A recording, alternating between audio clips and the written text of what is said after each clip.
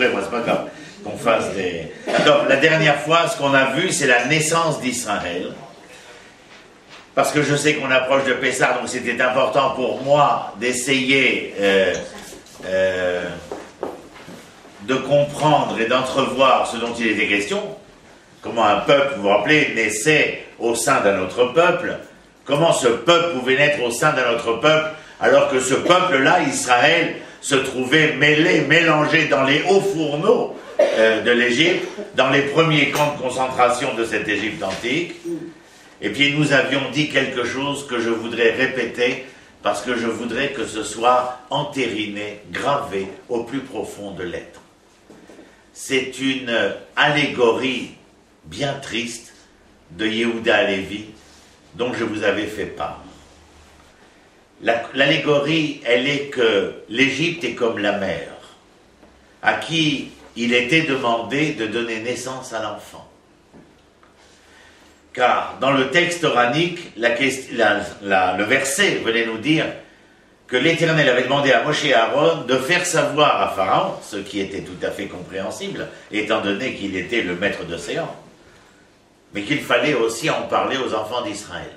D'où l'allégorie de Yehuda Halevi au XIIIe siècle, lorsqu'il vient et il dit « La mère doit donner naissance à son enfant.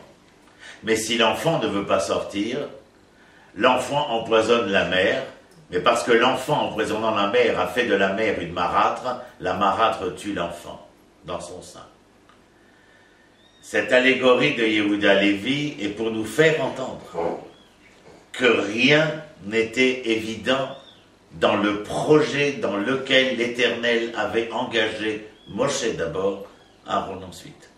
Les enfants d'Israël, nous l'avons dit, nous l'avons répété, la plupart ne voudront pas sortir, ne voudront pas se libérer des carcans, de l'exil, des camps dans lesquels ils étaient. Si jamais on voulait faire une analogie avec il y a 75 ans, avec moins de 75 ans, ça nous ferait frémir, rien d'y penser. Qu'il y ait pu y avoir un homme ou une femme qui, se trouvant dans l'antre de l'enfer, plus dantesque que Dante l'avait écrit, aurait eu, je ne sais même pas si le mot outrecuidance est à propos ici ou à bon escient, mais une de ces personnes aurait pu nous dire « Non, non, je préfère rester ». Ça nous aurait paru, je ne sais pas, j'ai pas le terme parce que ça dépasse l'entendement même. C'est-à-dire, voilà, juste faites comme moi, vous mettez tout sur silencieux, comme ça sera plus facile. Aujourd'hui, je voulais vous entretenir, j'ai comme titre, les 4 langages de la libération, les 4 langages de la délivrance. Alors j'ai marqué un certain nombre de choses, je vais essayer de suivre le plan que je me suis fixé, bien entendu. Rappelez-vous que ces 4 langages se trouvent dans la parashat de Vaera. Si je vous lis le texte, exactement, je vais le retrouver. Où est-ce que je l'ai mis? Où l'Éternel vient et dit, je me suis, voilà. Et mort les bnei Israël, ani Adonai, ve'otzeti otrem mitachat simlut Mitzrayim, ve'itzalti otrem mi'avodatam, ve'ga'alti otrem mizroan etuya u'mishpatim gdolim. Il y a 5 langages dont je veux vous entretenir. En vérité, 4, parce que le 5e ne se réalisera pas immédiatement, bien qu'il soit à l'origine la finalité de pourquoi nous devons sortir de cette Égypte. Donc ce que nous avons fait la dernière fois pour ceux qui n'y étaient pas, tout est sur YouTube, Twitter, Facebook, etc., de retrouver le cours sans aucun problème. Je suis l'Éternel. Vous savez, il y a une différence essentielle entre Elohim et Hachem, Yud Ke Vav Ke, Adoshem, Adonai. Elohim, c'est le Dieu créateur des lois immuables de la création, alors que Adoshem, Adonai, Yud Ke Vav Ke, est le Dieu dans sa mesure de miséricorde, qui est omniprésent, omnipotent dans l'histoire de l'être humain, et donc c'est vers lui que je dis Baruch Ata. Et je ne dis pas Elohim, je dis Adoshem. Pourquoi? Parce que c'est vis-à-vis de cet éternel créateur omniprésent auquel je peux m'adresser et donc pouvoir envisager qu'il soit possible de changer le cours de l'histoire, le cours de mon histoire, comme le cours de l'histoire humaine véritablement. C'est la différence pour laquelle il faut savoir dès le départ qu'il existe un certain nombre de règles de l'étude tanachique, de l'étude biblique. Celle-ci en est une. Alors il y a ce moment où Moshe revient de chez Pharaon et en quelque sorte pas un débat, mais a une interrogation presque vindicative vis-à-vis de l'Éternel. Je t'ai rencontré alors que je faisais paître mon troupeau, tu m'as demandé de libérer mon peuple, j'y suis venu, j'ai vu, mais contrairement à quelqu'un qui beaucoup plus tard pourra dire j'ai vaincu, ça n'a pas été mon cas. Voici que maintenant, non seulement après ma venue, je n'ai pas réussi, mais ne voyez-vous pas, Éternel, Dieu d'Israël, que Pharaon se mit à, alourdir son joug sur le peuple que vous vouliez que je libère? Je trouve ça absolument inadmissible. N'êtes-vous pas celui qui pourrait tout? Grande question. La question, vous voulez vous rappeler, moi je l'ai marqué en rouge, pourquoi m'as-tu envoyé si c'est pour échouer? Il ne s'agit pas ici d'un être humain qui m'a choisi et m'a dit eh bien va faire telle ou telle mission, tu verras. L'échec est probable. Mais il s'agit de l'Éternel, Dieu créateur. Pourquoi m'as-tu envoyé? Depuis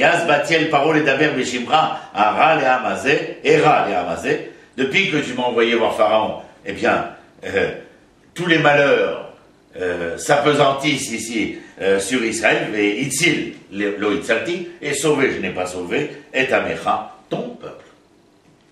Ton peuple. Lorsque tu m'as interrogé, tu m'as dit que tu avais entendu les souffrances de ton peuple parvenir jusqu'à tes oreilles, ou plutôt qu'il était véritablement capable de voir la souffrance. Il y en a qui auraient besoin d'entendre la souffrance, c'est-à-dire le cri, le soupir, voir. C'est comme chez nos prophètes, on les appelle prophètes Navi, mais on les appelle aussi Roé, celui capable de voir. Enfin, ne croyez-vous pas que véritablement, dans la relation interhumaine, lorsque l'on est capable d'aimer, on n'a pas besoin du soupir ou de l'interjection ou du souffle pour être capable d'entendre la souffrance d'autrui, et on n'a pas besoin de voir l'autre s'éclater d'un rire tonitruant pour comprendre qu'il serait dans une joie. Mais celui qui aime est capable, dans le seul fait de voir, à ce que l'autre lui dit « Mais pourquoi souris-tu » Et celui qui voit de dire « Parce que je me réjouis de ta joie ». Pourquoi es-tu triste ce matin, mon chéri? Parce que je vois la souffrance qui est la tienne. Il y a quelque chose dans la vision des choses. Et ici, la mesure est égale ou équivalente à celle de l'Éternel. Le fait d'avoir un regard et pas seulement une oreille ou qui demande « Mais pourquoi ne m'as-tu pas dit ?» Est-ce que, si véritablement nous nous aimons, est-ce que j'aurais véritablement besoin de te dire? Je croyais que lorsqu'on aimait, on était capable de souffrir la souffrance d'autrui, de se réjouir de la joie d'autrui, sans même que je n'ai besoin de piper mot. Ça serait tellement beau. C'est faire des vers sans en avoir l'air. Non, les événements dont Moshe va être témoin, ce sont des événements précipités. L'interrogation de Moshe vis-à-vis de l'Éternel, de lui dire pourquoi m'as-tu envoyé, c'est parce qu'il est témoin de la souffrance. Il est témoin d'une souffrance qui va s'accélérer. Je vous rappelle qu'avant, on donnait la paille aux Hébreux pour qu'ils fabriquent la brique, mais à partir de ce moment-là, il faudra qu'ils acquièrent, qu'ils achètent la paille pour fabriquer la quantité de briques qu'on leur demande de fournir au quotidien. C'est déjà un asservissement important. Les événements vont donc se précipiter et, comme je vous l'ai dit, Moïse se fait porte-parole de cette interrogation et Manitou avait l'habitude de dire, j'ai noté sa phrase parce qu'elle est intéressante, vous le jugerez vous-même, mais je vous la livre telle qu'elle, mais c'est un sujet de réflexion concernant ce que nous venons de parler, par rapport à l'interrogation de Moshe. Manitou dit, interrogation que peu de juifs pieux ont le courage d'oser se formuler, mais que beaucoup de juifs non pieux ont le courage de formuler pour les juifs pieux. Je vous laisse, pour les longues nuits de printemps à venir, réfléchir, puisque l'hiver s'en est allé très bientôt. La réponse à cette question, qui est véritablement intéressante, mais dérangeante, culpabilisante, elle est donnée dans l'enseignement du Maharal, c'est ce que j'avais donné dans le titre « 4 langages de délivrance ». Le Maharal de Prague, c'est le personnage qui est connu dans... comment va-t-on dire ça, qui est connu dans la légende populaire comme étant cette espèce de rabbin qui aurait construit un être d'argile et lui aurait donné vie que l'on appellera le golem. C'est-à-dire, je n'ai aucune idée s'il y a eu ou il n'y a pas eu de golem. En tout état de cause, le personnage en question est une éminente sommité de la pensée juive, de la philosophie juive, un grand rabbin, puisque c'était le rabbin de Prague, il s'appelle Rabbi Yehuda Leib, et on l'appelle Maharal de Prague, sa statue est encore, sa statue est présente à Prague, mais aussi au cimetière juif de Prague, on trouve sa sépulture. Et donc, Yehuda Lévi et le Maharal de Prague, mais le Gaon de Vilna auront cette même réflexion, la Gemara également, bien avant eux. Laquelle? C'est au moment, puisque nous étions dans l'allégorie de la mère et de l'enfant. Alors, d'une certaine manière, je vais y rester, mais pour dire autre chose, je vais dire que c'est au moment comment je l'écris, c'est au moment de la délivrance que les douleurs de l'enfantement se font les plus fortes. Parce que c'est le moment de la délivrance. Ma fille a accouché il y a 3 mois, alors elle avait des moments où elle disait ceci, cela, je suis pas bien, j'ai un peu de nausée, etc. Enfin, tout le monde connaît le 33 tours, et nous souffrons sa souffrance et nous réjouissons de sa joie, tout simplement parce qu'un amour filial se trouve là présent, mais en vérité que par amour humain, on pourrait avoir la même joie et la même souffrance. En tout état de cause, nous appelons cela en hébreu Chevle Mashiach. Chevle Mashiach, ce sont les douleurs de la venue du Messie. C'est-à-dire que continuellement, il y a cette même allégorie, à savoir que la délivrance n'est que conséquente d'une naissance. Et lorsque nous parlons de naissance, nous entendons qu'en amont de cette naissance, il y a une gestation. Alors, nous avons parlé de la gestation la dernière fois, nous parlons de l'accouchement aujourd'hui, cela s'appelle Chevle Leida. Juste une parenthèse, on interrogeait le Rav Kook, le père, qui est décédé en 1935. Dans les années 20, un groupe de juifs américains avait entendu parler des pionniers. Un livre extraordinaire qui sera écrit ensuite et qui portera ce même titre. Je crois que c'était Shaul Levin qui avait écrit ce livre-là, Les Pionniers.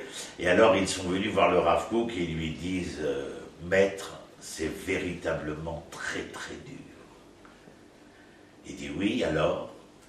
Il dit « Nous dirions même, nous sommes arrivés à la conclusion que c'est pratiquement impossible. » Oui, et alors ? Maître, je crois que nous allons retourner dans nos pénates,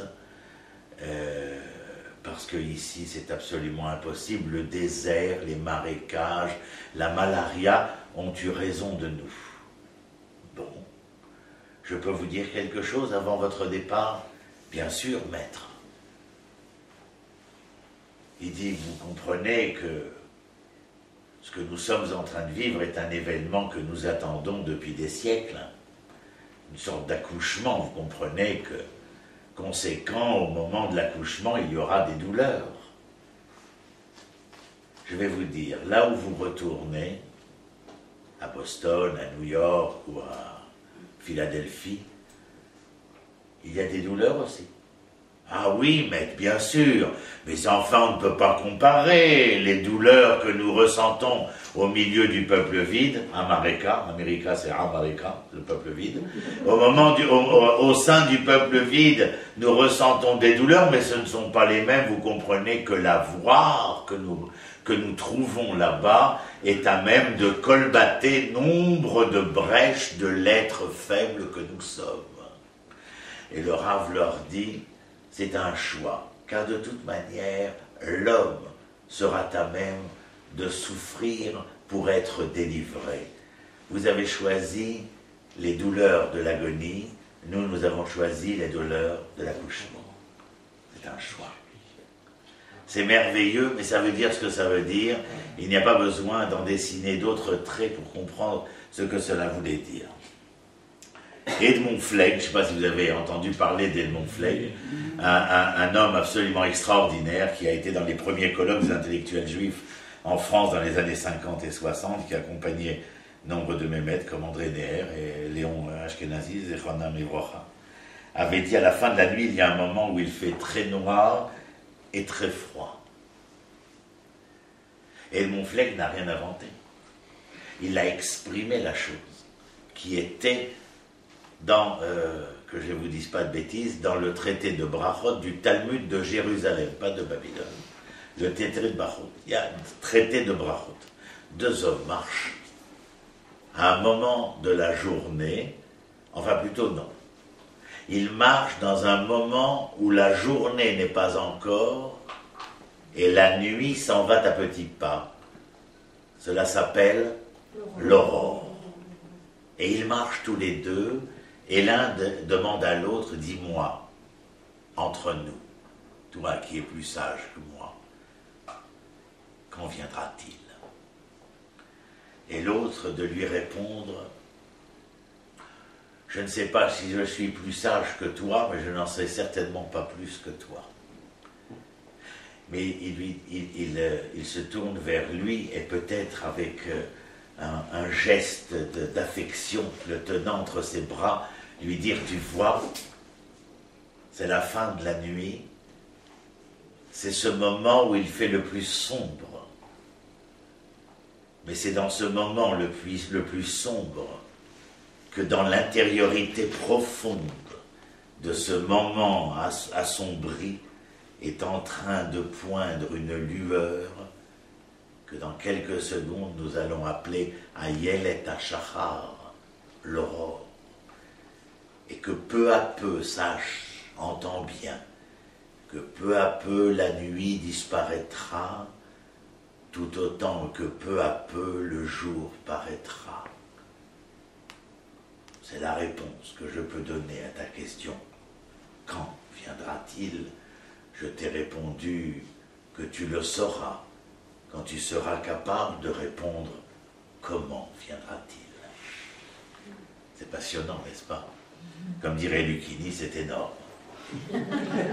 Mais j'ai un fait, j'ai un philosophe que j'adore, c'est Philippe Noiret, et un acteur que j'adore, c'est Fabrice Lucchini. Et moi j'ai choisi ma vocation avec Israël et l'enseignement. Vaïdaber Elohim el Moshe vayomer elav ani Hashem vaïra. Non, pas du tout, pas du tout. Qu'est-ce que j'aurais fait à Chaillot, la folle peut-être. Vaïra el Abraham el Yitzhak el Yaakov el Shaddai. Non, j'ai absolument rien à faire. Je suis tel que je suis, comme j'ai la chance de ne pas être rabbin, donc je ne dois rien à personne. Vaïra el Abraham el Yitzhak el Yaakov el Shaddai ushmi Adonai lo nolati lahem. Je me suis fait connaître Abraham, Yitzhak et Yaakov, El Shaddai. El Shaddai, c'est pas Hachem et c'est pas Elohim. Un petit secret. El Shaddai, c'est El Shamar Dai. Vous savez que dans ce bout de doigt, en ce moment, à l'instant où je vous parle, il y a une différenciation cellulaire qui se produit continuellement, perpétuellement. Ça s'appelle la mitose. Les cellules se régénèrent. Elles se divisent, elles se régénèrent. Il y a fait. Lorsque nous parlions tout à l'heure, malheureusement, d'un cas où la maladie va témoigner de la prolifération anarchique de cellules, point de suspension. El Shaddai, c'est celui qui a dit au monde, lorsqu'il devait être, dans son devenir, qu'il ne pouvait être et devenir que lorsqu'il était limité, qu'il était un monde capable de trouver sa finitude dans l'infini qui l'entourait. Je ne pouvais pas avoir des doigts à l'infini, je ne pouvais pas avoir des yeux à l'infini, je ne pouvais pas avoir des lèvres à l'infini, il fallait que mes lèvres soient limitées. C'est comme si l'Éternel avait pris ce crayon et lorsqu'il avait voulu te faire venir dans ce monde, si tu me donnes ta date de naissance, je te l'enverrai. À ta date de naissance, j'ai l'habitude de dire à mes étudiants, le jour de ta naissance est ce jour où l'Éternel se rendit compte de l'imperfection de son monde, aussi t'y fit-il venir afin d'essayer de le parfaire un tant soit peu. Merci d'être là. L'Éternel a pris un crayon. Et en vérité, chaque individu, enfin vous avez remarqué, on est quelques homo sapiens ici, n'ayant pas du tout le même faciès. C'est tout à fait étonnant. Comment est-ce possible que tout être naissant apparaisse au travers des traits tellement différentiels? C'est tout simplement que l'Éternel, lorsqu'il voulut te faire parvenir dans ce monde pour le parfaire, eh bien, a pris son crayon et commença à dessiner les traits. Tu as remarqué, depuis que tu étais tout petit, on disait « Oh, il a les traits de son père, il a les traits de sa mère. » Je ne sais pas de qui on disait, mais tout le monde devait dire « Vous avez remarqué, à qui ressemble-t-il? Il a les traits d'eux. » Mais lorsque l'Éternel a voulu te dessiner, il n'a pas voulu simplement tracer les traits de ton visage, les traits de ton caractère aussi. Il a voulu te dire que dans le dessin qui était le sien, il n'y avait pas seulement un dessin IN, mais aussi un dessin EIN, c'est-à-dire un projet. C'est aussi énorme. Et donc l'Éternel dit, et ce nom-là, cette capacité de donner une finitude dans un monde infini, je ne l'ai pas fait connaître à Abraham, Yitzhak et Jacob. Ça veut dire que j'ai été le Dieu de la promesse, mais je n'ai pas été le Dieu qui a été capable de leur faire savoir que j'étais capable de réaliser, j'étais capable de promettre, que j'allais tracer des traits, que j'allais créer. Et il faut bien un jour, au-delà de la promesse, de promettre qu'il y a une promesse que nous devrons entériner. Par quoi? Ben, par une réalisation, par un fait. D'où comment dire, on a des premiers vagues à l'âme dans la description des amours platoniques, mais il est bien évident qu'aucun d'entre nous ne se serait suffi de simple amour platonique. Chacun de nous, vous le savez, était toujours là en attente de nous, ta guide, t'as assez, dis-le, fais-le, sois concret dans ce que tu fais. Tu veux, mais amène-moi des fleurs si tu veux m'aimer, ou alors regarde-moi, comprends, souffre ma souffrance et réjouis-toi de ma joie. Mais nul ne se serait suffi d'amour platonique. Je me suis fait connaître donc comme Dieu de la promesse, mais comme Dieu capable de réaliser. Et lorsque l'Éternel a besoin de dire à Moshe, Ani Hachem, et je me suis fait connaître, et je ne me suis pas fait connaître au patriarche, mais je me fais connaître maintenant comme El Shaddai, c'est-à-dire que tout le monde était conscient qu'il y avait une promesse, mais viendra un moment où il sera temps de réaliser. Vous allez voir pourquoi, parce que je vais vous amener quelque chose que Manitou a dit. J'adore cet homme quand il parle, Zecher Tzadik Livracha, il nous manque énormément. Écoutez bien ce qu'il dit. C'est extraordinaire.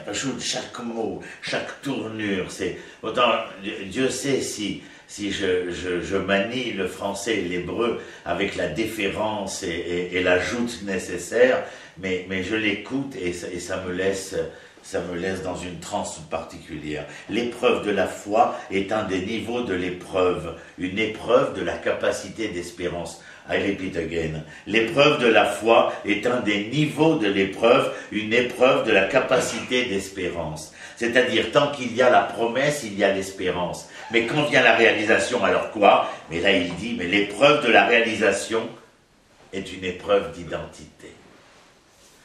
tant que vous étiez dans la promesse de,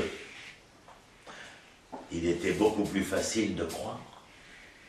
Mais quand c'est le moment de la réalisation, et que dans cette réalisation, il y a les moments de l'accouchement, ce n'est plus, comment dire, une capacité d'espérance dont il est question ici. Il dit Manitou, une épreuve d'identité. On l'a dit ce soir, la Tfila d'Arvit. Le'agid baboker chazdecha ve'emunatecha balelot. Le'agid baboker chazdecha, dire de bon matin, quand le soleil se lève, toutes les louanges et les bontés de cette nouvelle journée, c'est-à-dire de toute l'espérance qu'il y a là, Zébesséder. Il ne faut pas non plus mettre dans cette réalisation, dans cet événement-là, toute la densité et la tension à retenir. Parce que la densité et la tension à retenir, elle est Le'agid baboker ve'emunatecha balelot. Aemuna? Mazé emuna.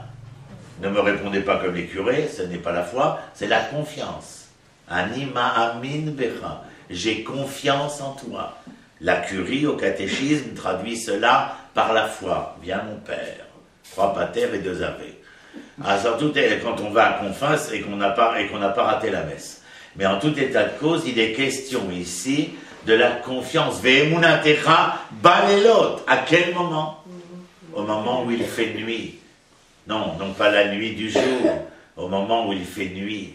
Dans ces moments de ta vie où la traversée des passages, des temps de ton histoire paraissent plus obscurs les uns que les autres. Et dans la nuit qui est la tienne, prouver que par ta confiance, tu viendrais à pouvoir éclairer les sombres moments de cette existence. Par ta confiance. Mais Moshe et Aaron ne vont pas rencontrer tout ce que nous sommes en train de dire maintenant, malheureusement. Et là, l'Éternel dit, il y a une autre phrase de Manitou, je les ai marquées en rouge pour me frapper, parce qu'il ne faut pas que je les rate. Et il dit, alors, rappelez-vous que certains vont sortir d'Égypte et d'autres ne vont pas sortir. Certains ont voulu rester dans l'espérance et certains, au moment de la réalisation, ont préféré se défiler. Je vous rappelle simplement, on l'avait vu, mais je le répète, au moment où Moshe Aaron arrive et convoque les 70 sages en premier, avant les enfants d'Israël, Rachi de Troyes nous indique que les sages, après avoir entendu ce qu'avait à dire Moshe et Aaron, les uns après les autres, ils s'enfuient, se défilent, en bon français, se débinent. Et donc, lorsque Moshe Aaron arrive devant Pharaon, il n'y a plus personne en dehors d'eux-mêmes. Mais c'est simplement pour vous dire. Alors écoutez ce que dit Manitou. Ceux qui sont restés, les rescapés de la fidélité, c'est ceux qui étaient, nous sommes dans l'espérance, ne sont pas forcément ceux qui savent réagir aux difficultés de la réalisation.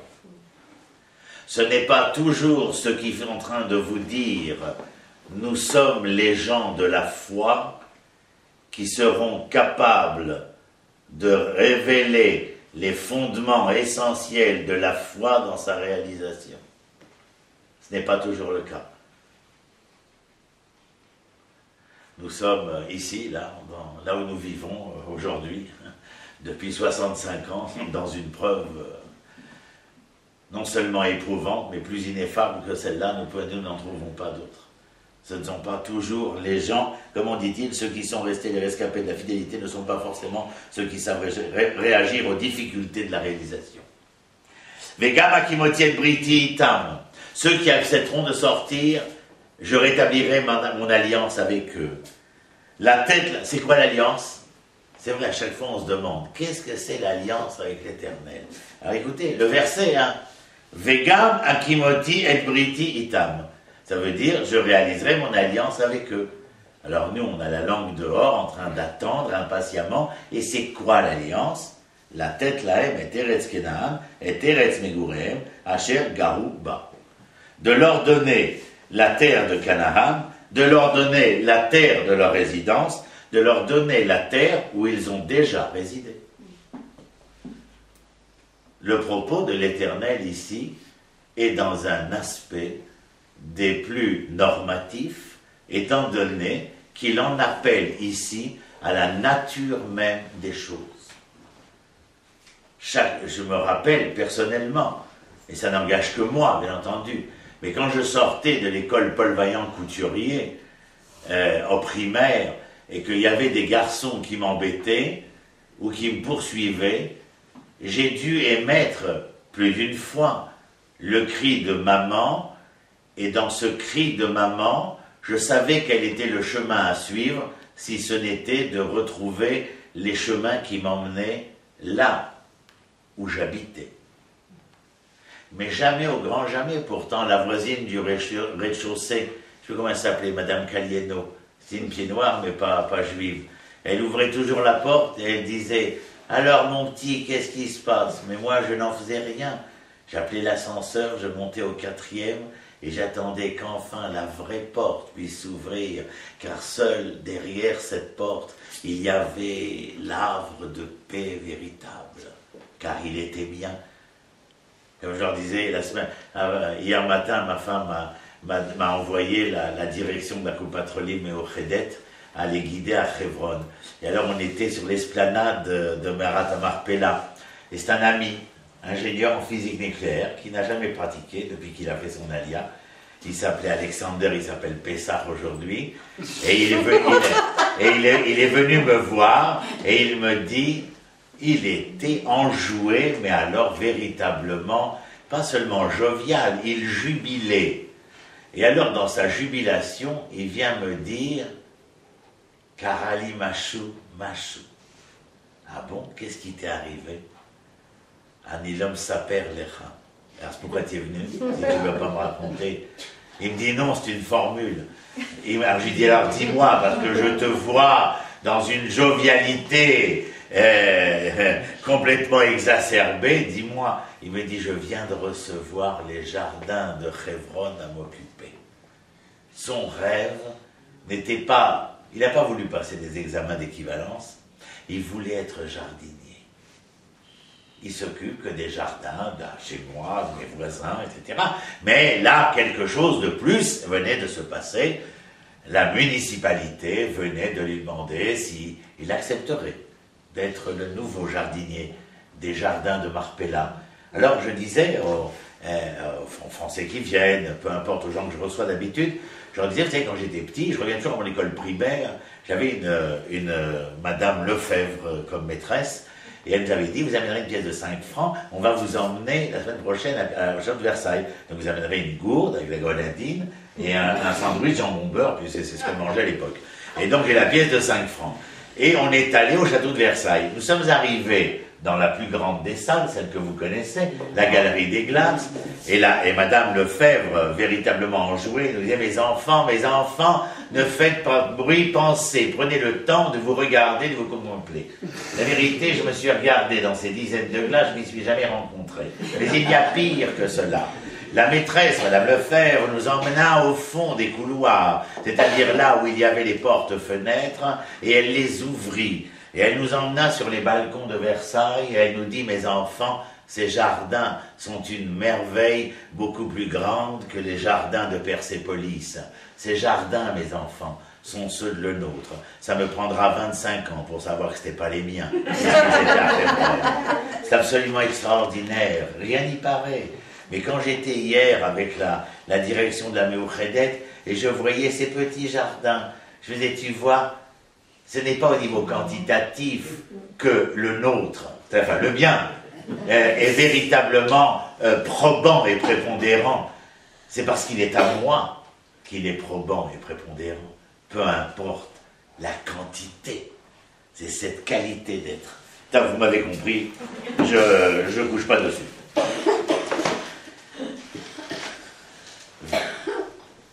Et l'Éternel, donc, comme vous l'avez entendu, tout cela était pour expliquer, fondamentalement, vous pouvez ouvrir un peu si vous avez un peu chaud. Voilà, moi je peux couper, donc ça ne me dérange pas. Oula. Donc tu comptes pas déménager? De là où je suis, Jamais au grand jamais, à moins qu'on m'y oblige gouvernementalement parlant. Mais si ça ne tient qu'à moi, j'y suis, j'y reste. Qu'on le scout, tu y restes.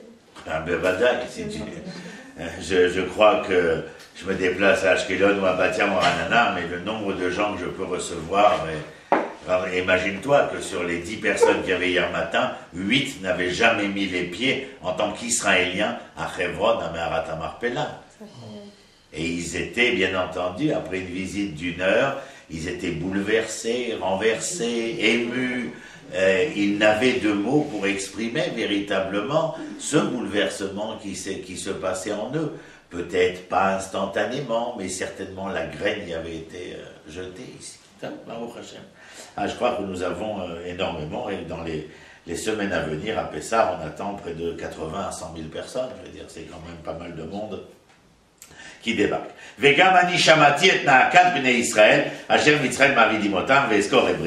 J'ai entendu la douleur des enfants d'Israël, et donc je me suis souvenu de l'alliance qui est la mienne. On en a parlé il y a un instant. Quelle est cette alliance avec quoi? Et alors là, le texte vient, il nous dit le Or HaChaim HaKadosh. Vous avez entendu parler. Il s'appelle Rabbi Chaim Ben Atta.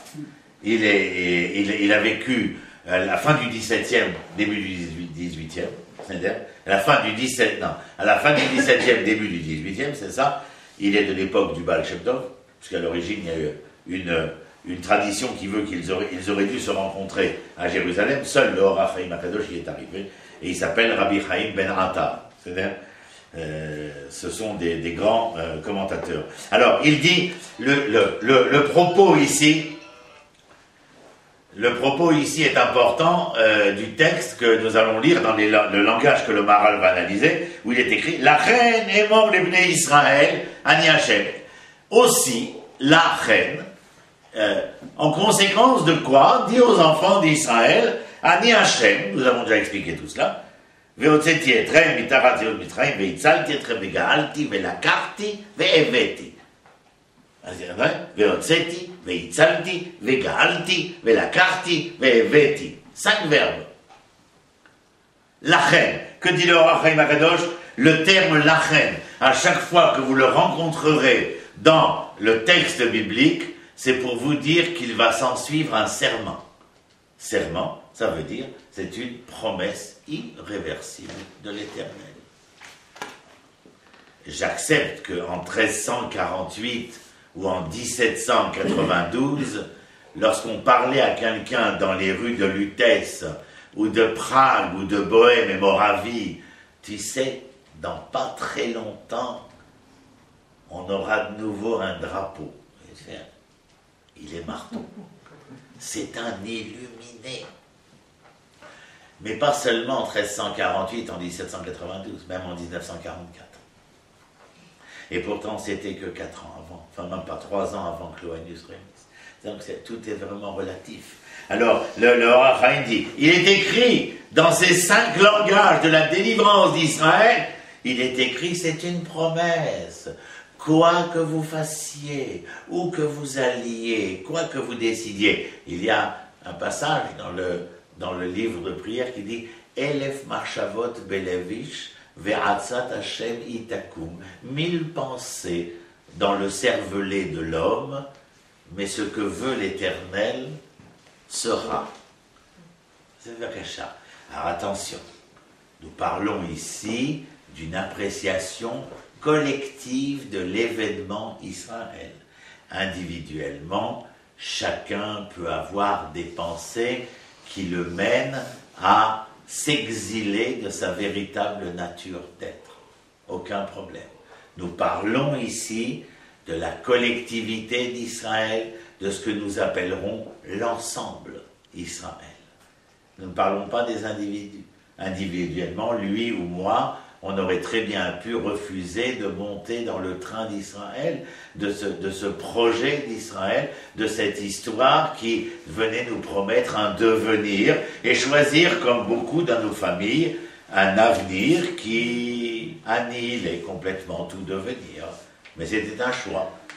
Comme aujourd'hui, l'Occident fait un choix entre l'avoir et l'être. Mais il est évident que pour devenir, le choix c'est l'être. car il n'y a aucun devenir en parallèle sémantique à l'avoir. Mais le devenir est lié à l'être, non pas à l'avoir. C'est-à-dire, ce sont des choses qu'il faut savoir.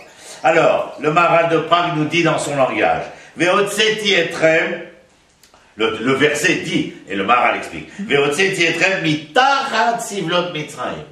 Je vous ai sorti de dessous, comment on va traduire ça? De dessous les souffrances de l'Égypte. L'Égypte, c'est déjà étroit. Vous savez qu'il y a 2 pays dans le monde qui sont de par nature sémantique étroits. Ce sont des gorges resserrées. Mitzrayim et Tsarfat.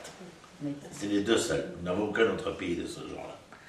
C'est-à-dire que l'entrée est souvent large, mais la finitude est souvent étroite. Et donc beaucoup s'y engagent, peu en sortent. C'est ce que dit le mot. Hein? En vue de quoi? C'est par rapport à l'écriture du mot, par rapport à... Oui, c'est le jeu avec le mot. Mais là, je reviens à Mitzrayim, bien entendu. Je m'en fous de Sorfat. Ça, c'était l'amusement linguistique. Mais l'histoire de l'exil d'Israël, c'est que véritablement, en exil, nous sommes arrivés, parlons des 200 dernières années, tu comprends, depuis l'ouverture des ghettos, la déclaration des droits de l'homme, etc. Nous nous sommes, insérés dans l'exil doré de l'Espagne un jour, dans l'exil doré de Persépolis, dans l'exil doré allemand, dans l'exil doré américain. Je ne sais combien d'exils dorés nous avons eu. Le seul problème, c'est que d'Espagne, d'Allemagne, ou d'Égypte, ou des pays du Tigre et de l'Euphrate, si nous arrivâmes nombreux, nous sortâmes beaucoup moins nombreux. Beaucoup moins nombreux. C'est une évidence. Le Maharal de Prague dit à ce propos, auriez-vous pensé que de vous retrouver au sein, il est déjà sociologue, je vous rappelle, il est la fin du XVIIe, début du XVIIIe, lui aussi. Il est sociologue. Il dit, auriez-vous pensé qu'un phénomène minoritaire voulant s'installer au sein d'un phénomène majoritaire pourrait ne pas provoquer de vagues à son encontre? Maharal de Prague, fin du XVIIe. Je ne sais pas si vous imaginez, c'est de la sociologie pure et simple. Il est évident que les peuples parmi lesquels vous allez être vont vous prendre en grippe. En vérité, ils nous ont pris plus qu'en grippe. Ils nous ont pris en septicémie, en angine, en tout ce que vous voulez. Mais enfin, véritablement, des maladies endémiques qui vont faire un véritable malheur. Bon, alors là, lorsque l'Éternel est en train de dire à Moshe, je vais vous délivrer. Mais d'abord, je vous délivre Otseti, Leotsi. C'est-à-dire, mitachat sivlot mitzrayim, de sous les souffrances. Veitzalti etrem yavodatam. Et je vais les, mazé les hatzil, les hatzil, c'est sauver. Je vais vous dire un secret, mais il ne faut pas répéter. Bon, je ne sais pas, peut-être on coupera. Coupe. Je ne sais pas. Itzalti, quelle est la racine dans les hatzil? Celle. Il a fait méod. Sauver quelqu'un, c'est le sortir de sa propre ombre. C'est fait. C'est énorme. C'est énorme. Ça veut dire que je viens dire ici quelque chose d'essentiel. Je viens vous sortir de l'ombre dans laquelle vous aviez sombré, parce que cette ombre dans laquelle vous aviez sombré était mise au service de l'être étranger qui était le vôtre. Et en vous sortant de l'ombre, je voulais vous ramener à la lumière de vous-même. C'est extra. Ferré. Lumineux. C'est extra. Incroyable. Et je vous ai délivré avec un bras étendu. La vérité, quand je lis ça, quand je lisais avant, je comprends rien. Qu'est-ce qu'il veut, quoi? Je comprends rien. Il a fallu grandir et apprendre, étudier, pour comprendre des choses. Il dit, et je vous ai délivré avec un bras étendu. Le Maharal de Prague vient, il est génial, ce bonhomme, incroyable. Il dit, quelle est la racine de ligol, de délivrer. Tu penserais que selon les règles de grammaire hébraïque, qu'on a appris pour notre malheureuse licence d'études juives, Gimel, Aleph, Lamed. Il dit non. Gaal, c'est-à-dire ligol, Gaal, tu aurais pu penser. Il dit non, c'est pas la véritable racine. Il dit c'est un verbe d'exception. Ah bon? Et lequel? Ligol, c'est la même racine que les aglottes ou les galottes, c'est-à-dire de découvrir ou de mettre en exil. Et la racine commune à délivrer ou à mettre en exil, c'est gal, gimel, lamed. C'est la véritable racine. Il dit, si tu comprends cette racine, tu comprends qu'elle est polysémique, c'est-à-dire qu'elle a plusieurs définitions. La première, c'est qu'elle peut t'emmener à l'extérieur de toi. Et la deuxième, c'est qu'elle peut te ramener à toi. D'ailleurs, Gal, c'est la vague. Hein? Gal, c'est la vague. Ben oui, la vague, elle peut t'emmener dehors. C'est bien, mais elles suivent depuis des mois quand même. Non, c'est pas pour ça. C'est nature. Passe à mon bureau après, on est le bureau de vos parents. Alors, il dit ça. Alors, mais c'est pas fini, attendez, quelque chose d'extraordinaire. Et il dit, je vais les délivrer. Donc, délivrance, nous venons d'expliquer, il y a, étant donné que la racine c'est égal, c'est soit être délivré de soi-même, c'est-à-dire permettre de pouvoir retrouver ce moi antérieur, ou bien être véritablement mis à l'extérieur de moi. Vous voulez entendre ce que moi je pense, de conjuguer les verbes qu'à sa première personne du singulier, je ceci, je cela, sans jamais laisser place à ce moi qui, dans l'antre de l'être qui est le mien, fait quelques appels du pied pour essayer de se conjuguer avec mon jeu. On n'a pas tout suivi. Vous n'avez pas suivi, hein? On a lâché l'affaire. On a lâché l'affaire. Ah, mais je répète, on s'en fout. Il n'y a pas du pied. Je dis simplement, est-ce que vous avez conscience qu'au-delà de ce que nous disons, j'ai faim, j'ai soif, je veux, j'aime, je désire, il y a une expression où le verbe ici vient être conjugué pour affirmer, définir quelque chose de concret. Non, quelque chose de concret. Il est révélé, aujourd'hui plus que jamais, que nous ne sommes pas toujours dans l'expression du jeu ce que nous sommes en vérité. Ce que nous sommes en vérité, c'est le moi, c'est les traits tracés, le dessin, deux S-E-I-N, le projet qui est mis en moi. Mais nous avons quelquefois des projets qui ne sont pas le projet qui est véritablement le nôtre. Pourquoi? Parce que nous sommes les enfants de tel père et telle mère, parce que nous sommes les enfants de tel prof et de telle éducation, parce que nous sommes les enfants de tel environnement, etc. Parce que nos grands-parents nous trimballons un sac à dos qui, quelquefois, nous empêche véritablement de nous révéler à nous-mêmes. Je dis simplement que non seulement il y a une délivrance au niveau du macrocosme humain, c'est-à-dire de l'humanité, et en particulier d'Israël, mais tout autant, je ne peux pas m'empêcher de vous rappeler qu'il existe une délivrance au niveau du microcosme de l'individu que je suis. C'est-à-dire être capable de comprendre que lorsque je parle de la délivrance d'Israël, je suis tout ou partie de cet Israël, et que l'Éternel attend non seulement qu'Israël se libère de lui-même, mais que ceux qui composent Israël soient tout autant capables d'essayer de trouver la délivrance en eux-mêmes. Alors qui Israël? Hein? Qu'Israël, oui, c'est ça. Ce que nous voulons dire, c'est que véritablement, chacun de nous doit prendre conscience de ça.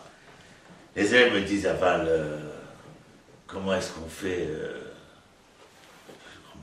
Je dis, tous les soirs, Kriyat Shema. Elle me dit, moi je fais Kriyat Shema. Je dis, mais comment tu fais Kriyat Shema? Elle me dit, je dis Shema Israël et je vais faire dodo. Et je dis, qu'est-ce que ça veut dire Kriyat Shema? Il faut lire le Shema. Je lui dis, oui, mais Kriyat Shema, ça veut dire être capable de lire ce que tu voudras bien faire entendre à ton oreille pour pouvoir souscrire à un autre demain.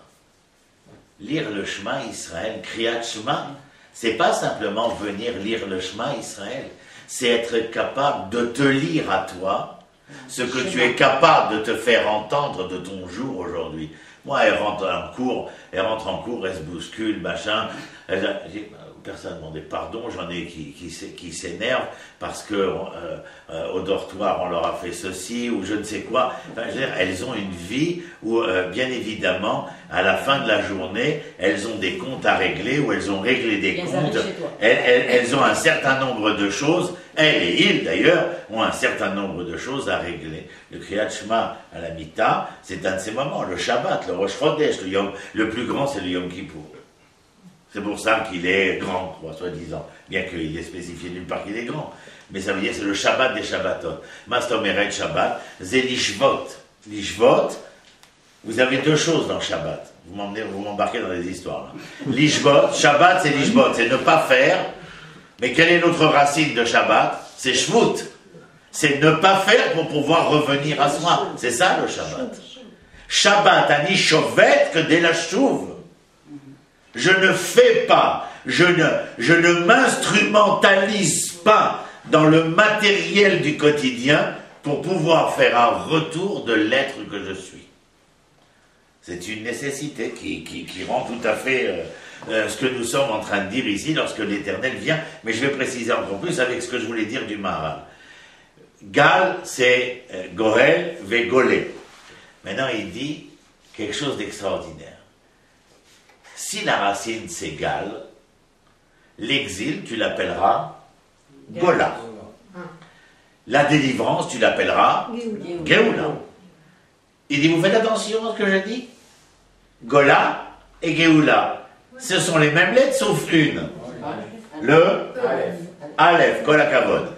Il dit maintenant, parce que vous savez que les Hébreux aiment à jouer aux chiffres et aux lettres bien avoir mon jameau, et France 2.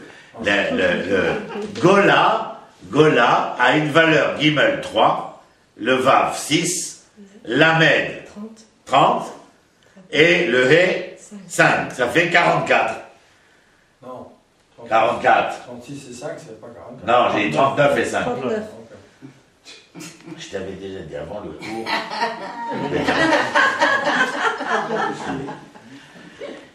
Ah, ça fait 44. Et donc, si Gola c'est 44, Géoula c'est 45. Il a fait, mais il dit, attends, 44. Avec quoi je peux écrire 44? Ah, j'ai trouvé. Même, c'est 40, et Dalet, c'est 4. Dame. Dame. Alors, pourquoi ça lui convient le mot dame? Lui, il est à Prague quand il écrit ça. Il est à Prague. Écoutez, j'ai pas besoin de vous expliquer ce que nous a coûté l'exil. Nous sommes en 1692.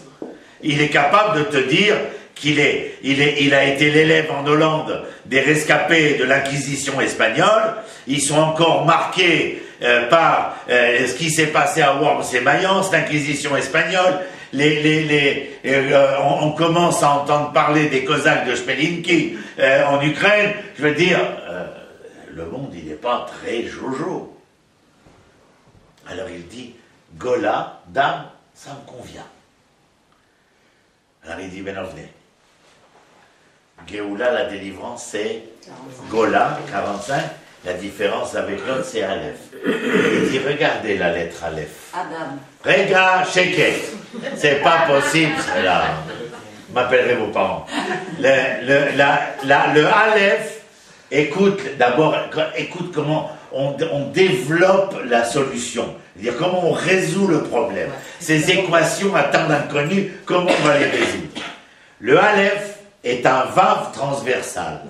Il est transverse parce qu'il est vectoriel, parce qu'il est médian. C'est le rôle de la conjonction de coordination. Mais oui, donc Ornicard. Vav, c'est E-E-T, n'est-ce pas? Il y a fait honte. Si le Vav est conjonction de coordination, je vais donc chercher ce qu'il coordonne. On est bien d'accord? Au-dessus du Vav, il y a un Yud. Et en dessous du Vav, il y a un Yud. Il dit, ça y est, j'ai trouvé. Le Yud supérieur, c'est le Yud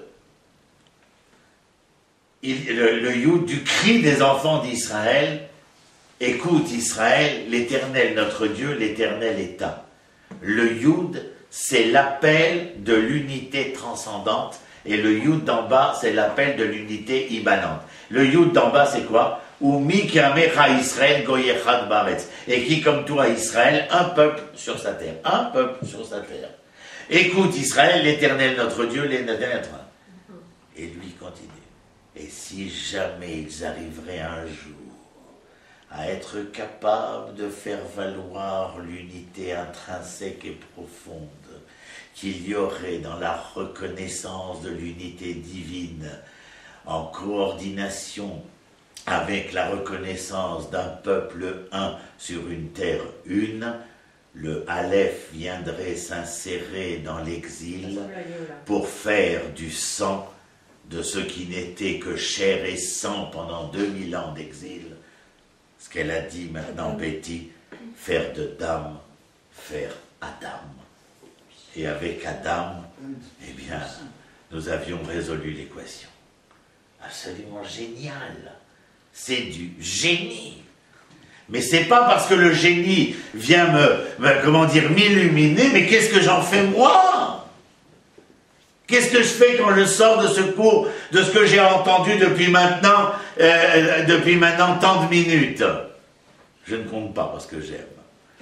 Et donc je dis depuis tant de minutes. Alors je me dis, franchement, il faut bien que j'en ressorte quelque chose pour moi, c'est ça l'expression. J'ai dit la délivrance de l'Égypte, mais qu'il faut y penser. Le processus de l'État d'Israël est un processus de délivrance dans lequel nous sommes compromis.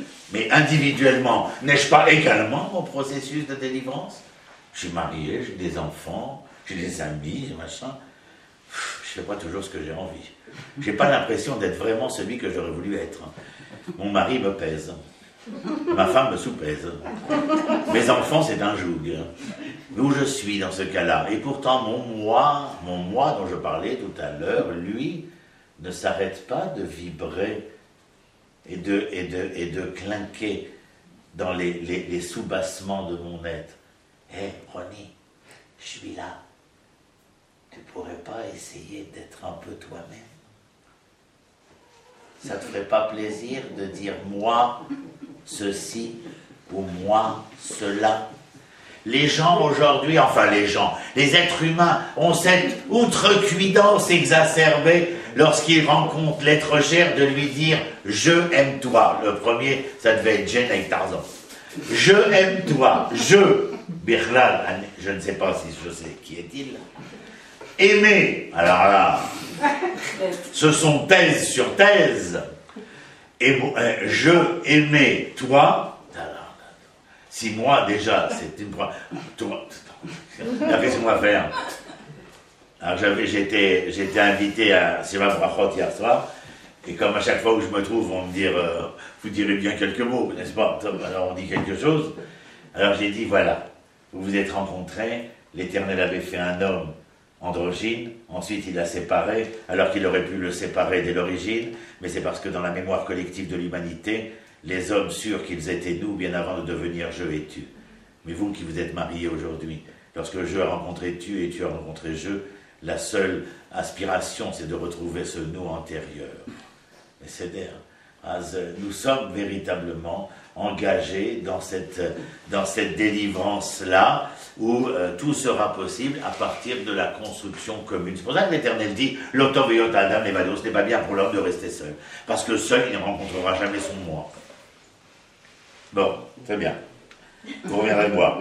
Donc on a dit « Veotseti, Veitzalti, Vegalti ». Le Maral vient après, il dit « Velakar ». Alors qu'est-ce qu'il y a? C'est le Maral, d'après ce que dit l'Éternel. Qu'est-ce qu'il dit l'Éternel? « Velakar tiretremli les âmes ». Et je vous ai pris, après vous avoir fait sortir, après vous avoir sauvé, après vous avoir délivré, je vous ai pris à moi, mon peuple. Velakar tiretremli les âmes, ve'aiti lachem Elohim. Moi je vous prends comme peuple et je serai pour vous un Dieu. Ve'yadatem, et vous saurez. Je vous rappelle que le verbe ladaat, c'est la conjugalité physique, capable d'engendrer quelque chose. Ve'adam, yada et rava. Tu te rappelles de ça? La da'at, kol pam que le verbe la da'at vient révéler une sémantique de conjugalité à travers le verbe conjuguer. D'ailleurs, conjuguer est à la racine de la conjugalité. C'est-à-dire,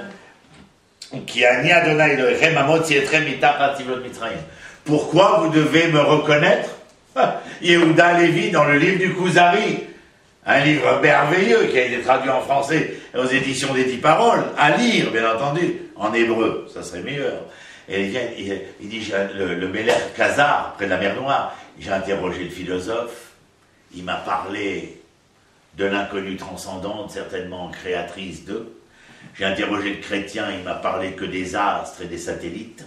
J'ai interrogé le musulman, il m'a parlé aussi de tous ces mondes supérieurs. Et toi, qu'est-ce qu'il y a à dire, le juif? Il dit, moi, il dit, qui est Dieu? Il dit, Dieu, c'est celui qui m'a sorti d'Égypte. Alors là, le roi des Khazars est resté quoi si ce n'est pantois? Tu ne parles pas de là-haut? Il dit non. Moi, je ne sais rien de ce qu'il y a là-haut, mais je sais de ce qui s'est passé ici. Nous sommes d'ailleurs plusieurs millions à pouvoir témoigner de ce qui s'est passé. Donc je le reconnais. Donc l'Éternel dit, lorsque vous me reconnaissez, vous ne me reconnaissez pas comme cette espèce d'être. Vous ne pouvez pas savoir ce que j'ai. La semaine dernière, là, Shabbat, Moshe a demandé, je pourrais savoir qui es-tu? Et l'Éternel a dit, oh là, boulanger, restez à votre fourneau. Je ne peux vous montrer que les attributs de ce que je suis. D'ailleurs, même les relations interhumaines seront subjectives dans ce sens-là. Je ne connaîtrai autrui qu'à travers les attributs reconnus en lui. Mais tu ne sauras jamais qui je suis en mon âme et conscience profondément, même après 50 ans de vie commune. Alors il dit, Velakar Tietrem Lila. Ce sont les 4 verbes.